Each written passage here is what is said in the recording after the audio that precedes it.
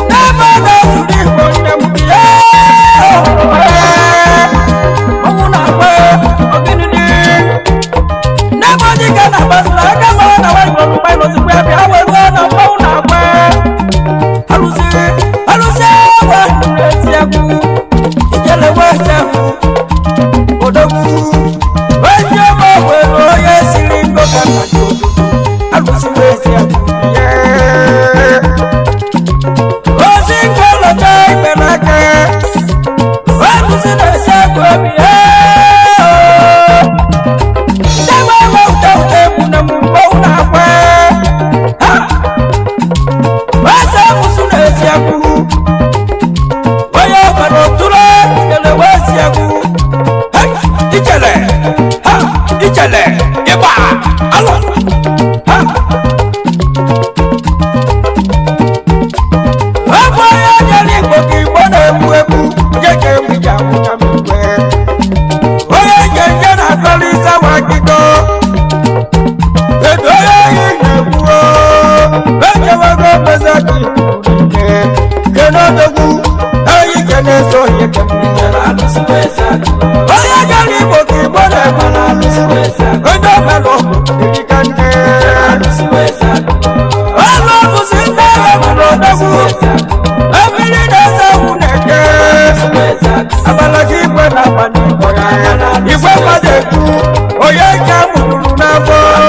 Sende keti yobulu watamu Rabu wabine gelu Ewe mele Odoku nesi muna mpade Oye chubu gagosto ya gosi Oye muma uke Aka na sonde nebebu Ichele Eziagu Wakemi Ichele Eziagu Ichele biawe moyo Biawe nina mwawa palipike Mwawa kali Ichele Abweku Ichele poke mwawu Ichele Eziagu Ekwe balu kene fulike Wakemi Ichele Jikele Basule Mwawa na palipike Mwawa na malo kodipe Alusiweza kufikiria Doto ife yuchugu Ayutebe Ichele Eziagu Odofu Mogu na chogo Dodino so Obinenu wa ikuli nana Wachanta mbili na tabakuaya Aka na zonga nipebu boda Anubaru kuna kogu Haba Oyilu mbaba Eziagu Alusa padako nene Haba Ibe Weye negi loba Wakemi Iwe kwelu kuda nege mbe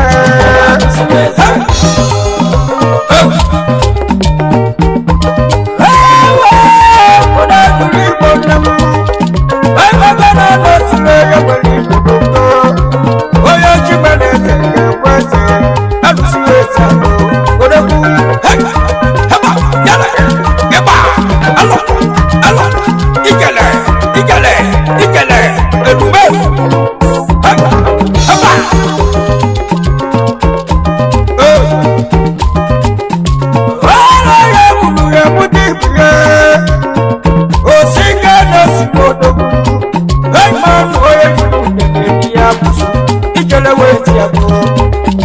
Odegu Oje di nudi Oje mwana mulo na nile Ichele Eziagu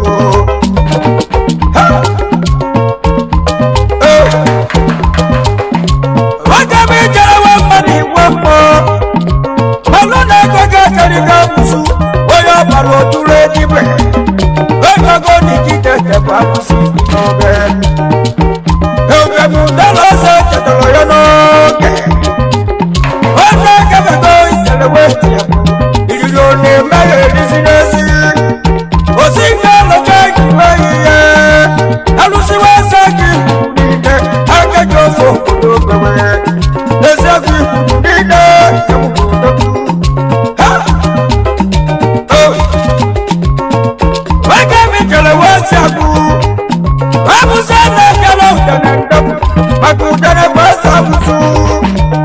otutu udo ututu uderite ututu emo na-asụ ụda amụsụ onye na-ekiri ekiri were obodo nene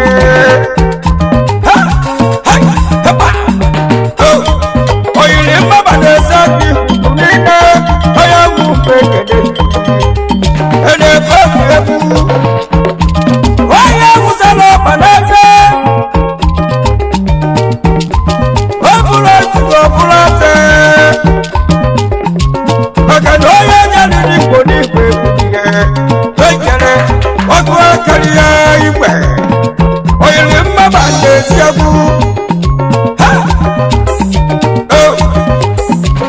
oji egwu ebe ọkụ na-eze gị niile akịrịka iwu igwe ọkụ chukwu nkebe ekele na-esi egwu ya mmiri gbawa abalị ga-egwe ịkpagharịwa ọgbọ o nwere onye siri ngwa o nwere onye mara aka ka nna jụọdụ onye bụrụ eburu baịbụl maka igo n'ekwe dị igbo ojo egwure ma ọkọ n'ezi agụ onye mụmba ikele wee ti abọna onye ife na-esiri ike ya nsogbu odogwu ikele wee si agụ onye mposi izizi ebe arụsa kụrụ afọ ogbugbo odogwu n'ebe na-ndagbe ekekiruwe ndegwu báwo ni kò gbọ́ kẹ́rọ̀ fún agbè náà máa kà fún àgbàlẹ̀ ìgbàgbọ́ tí wọ́n bẹ́ẹ̀ máa kà mọ́ bíẹ́. Sábà ayé fi rí ẹgbẹ́ bí alẹ́ fún sùn. Ìgbà owó ló yẹ sí ní nkọ̀dà àyíké. Ẹ lè kúrò gbà ní ìbúrò. Báyọ̀ kò sí ìsìsẹ́ abẹ́kọ̀. Ndé mẹ́lọ̀ kò pèlí kẹ́ndé. Oyè sì rí gbọ́. Ẹsẹ̀ kúnlẹ̀ fún ẹ̀lẹ̀. Anu n'ebe bụ oke osisi nwoke m ijele egbe ezi ya go ịgba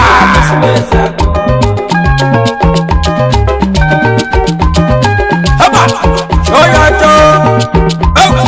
haba ọbịa yele ịgba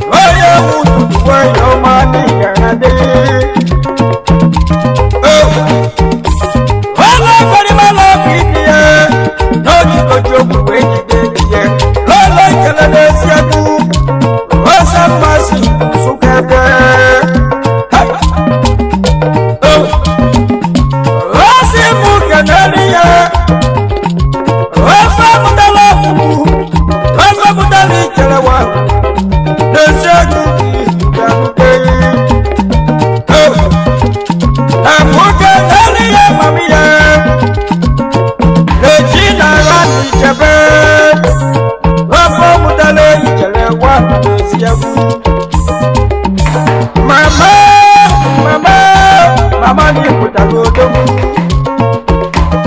esi wande iwe se kwamuni mama nuno ni mutalo dogu dogu hey haba jere gani uja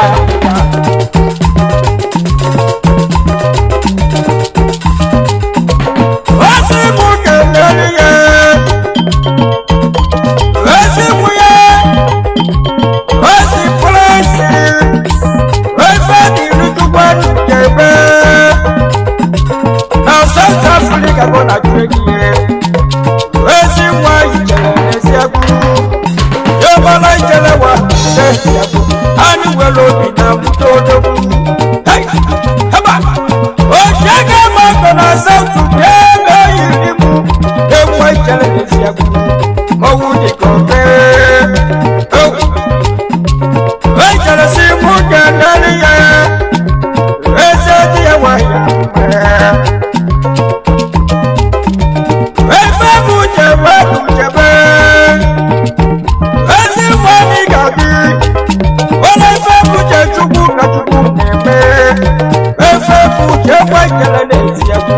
Oyo le yenekwe Iba Wasi muke noli ejo hiye Ejo hiye ya nana dinamwe Makeji ne kulo kumu kerike Muke noli ya chis Welisi toto Shine chele mu Wala rajo na mu Shine chele mu rajo na mu Oye shugu nuhmana Eziagu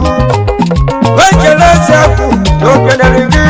Wala mani dudi chichenji Ineme Wakamba uchiego Atiego Hey Eba Ichele Eziagu Simuke naliye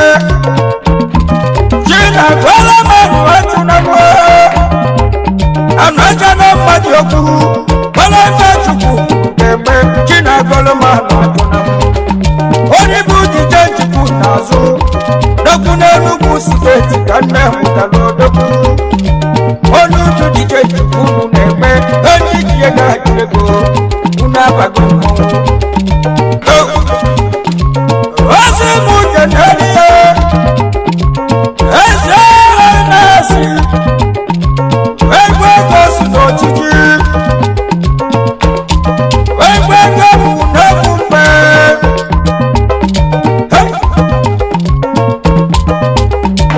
Oye jogu emoko Negwe munekumpe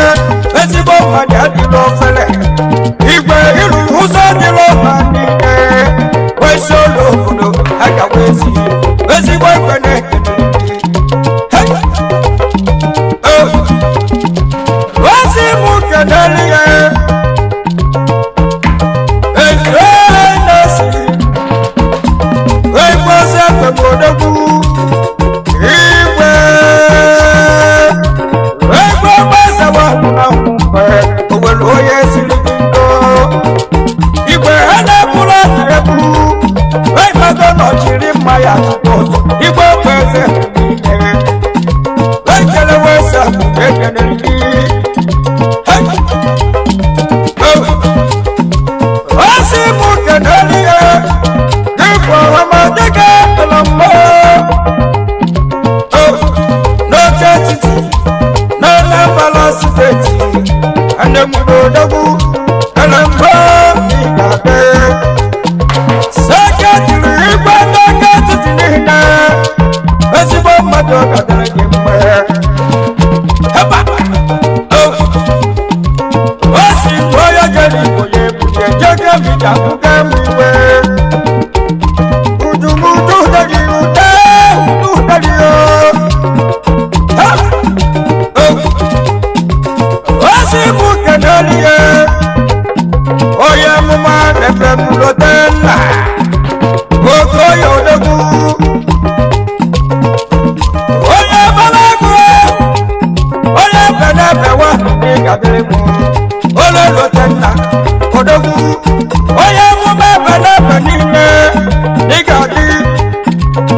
ọfụma asị nke isi ike ụlọ n'ugbo asụsụ akọ na akụkọ egige ịgba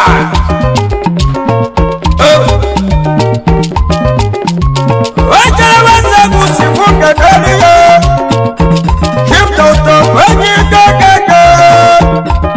enyi dokeke onye mụrụ odegwu oje ego kristi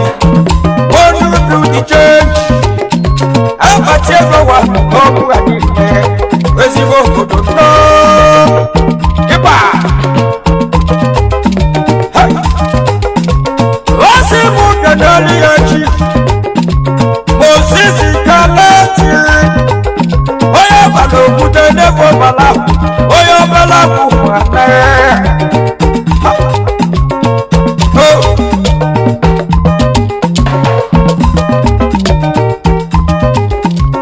onye ike na-agọrụ Moses kalati onye bụ na agọrụ mmadụ ibe o mere maka n'iru ya ezikwa n'ịga adị chiwe dakwapụ n'omelagụ oche ga-egbo chi gị kwesịrị gị onye ọbala otule ịgba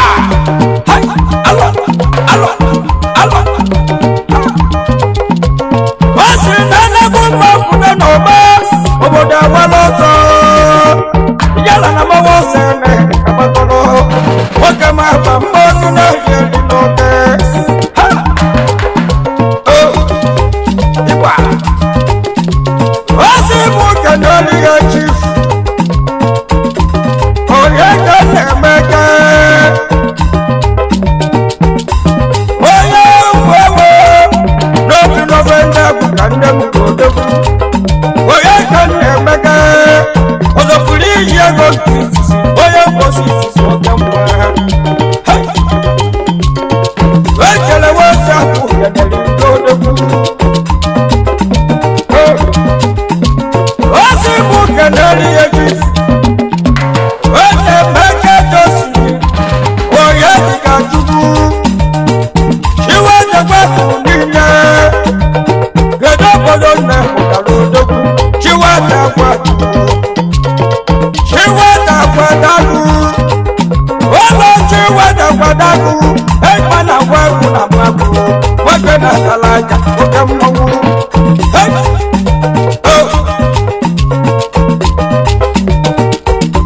n'ebe ọkịkọ ofugbugbu na South Africa ka odogwu na-akụda egige onye nseji ego gwa ike mgbo onye mmadụ erike odogwu na South ebube egwu na South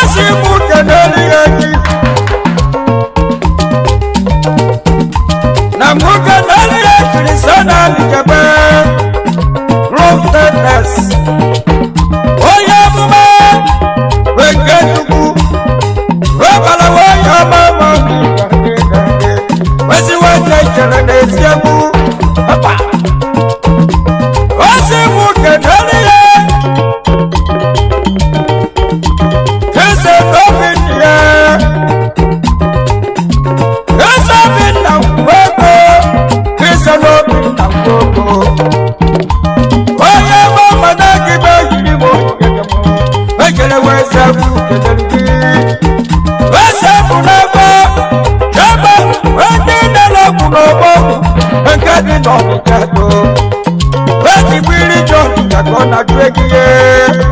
shema no bokubite dokuni bobajaligo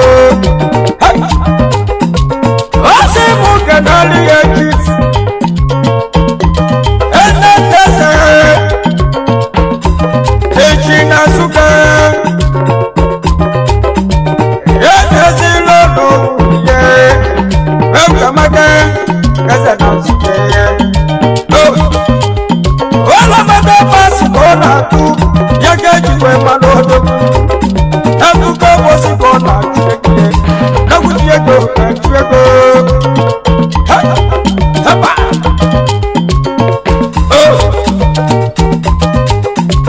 wasimu kanali ya chief ebe kie kana diweke ulo mumbe ndabu esagwi kande ngodo wezi wane pala sori kiburote lona keke weze ngotongo jiru kutike Ichele Eziagu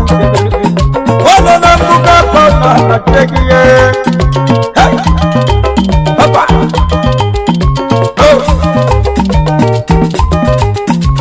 wasimu kanaliye Fidelia Mijebe oye kizi nana mbala siteti kona tegiye eziwe mwani jabe hapa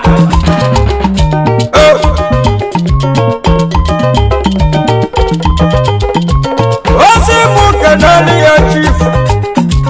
Dominique Jobabia Ozo ni gadi Ozo Beudowa Eziagu Ogo gadi kesi Weye mbali Wasimu kanali ya chief Wedi wino keji Shaman Webuke bosi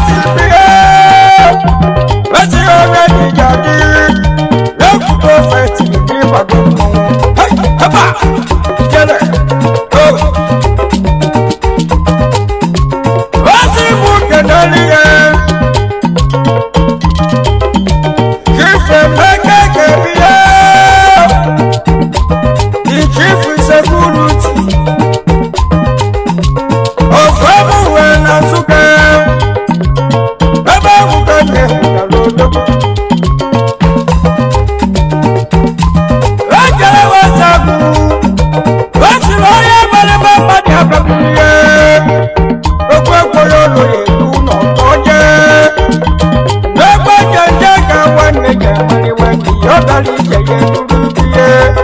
odogu wanu sina yego oge mowo ye bosi Eziagu odogu yejo ya yine buebuo oge mowo yine buebuo jalalu Eziagu jalalu Eziagu bawa bali biye enye go mi kana ta boda Ichele Eziagu ipago mowo oyo saji ipago boda odogu ane soya wali bobo alusa tula bobo never alo muna ba una fe na de buke buke jalawa oye jeri bona one agu na gari nu ko buri wa waja na gena wa galo na fe de bure mu oye meja gede ane di ro gede ni won mo oni di ro gede ni ya busu Ichele Eziagu ane si bobo awore malaka kana ojogwe bobo Eziagu sati melo kenigane oya mumpajide bibe odogu ochaba na tira no ba wake bwalo ruwanda waya banja yo kwalo mlago bia alusi oya lala mbada lago bia wedika yike memi odogu owa pali bia wenewe wakadi wanya danda danato otwaiwa unubonu amamanoke waku akalia ipe wala jikalia ipe akuo ya nike oya jeli ojibo nebu haba Ichele Eziagu odogu gbogbo yolo nawe bebe tolawe Ichele Eziagu oda mala alusi Eziagu